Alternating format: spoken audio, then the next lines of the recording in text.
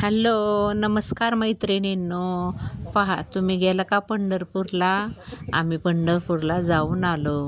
पण आज आषाढी एकादशी निमित्त आम्ही घरीच बघा विठ्ठल रुक्माईचा अभिषेक करून मूर्तीचा घरीच पूजा केली. आमच्या देवारी बघा किती छान अशी पूजा केली. दह्या दुधाने मूर्ती धुतली, खूप छान असा अभिषेक केला. धूप दीप लावून पूजा केली. छानपैकी देवाला फुलं वगैरे वाहिली. सुंदर असे आमच्या घरामध्ये वातावरण चालू होतं.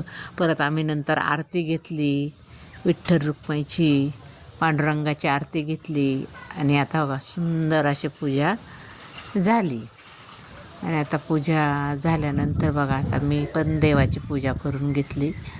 आणि जरा देवापाशी म्हणलं आता शांत बसावे म्हणून जरा शांत आता देवापाशी जप करत बसले. तर छानपैकी असं मन प्रसन्न झालं. खूपच सुंदर आमची देवाची पूजा झाली. विठ्ठल रुक्माई पांडुरंगाची असे वाटले की पंढरपूरला जावे. गेलो होतो पण आमचं दर्शन झालं नाही, त्यामुळं आत्ता घरातच पंढरपूर साजरे केले.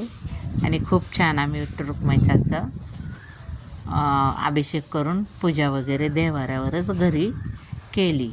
आणि नंतर खूप छान असं धूप दीप उदबत्ती वगैरे छानपैकी करून सुंदर असं भोजन फराळाचं ताट देवाला नैवेद्य दाखवला. आणि आता आम्ही फराळ करणार.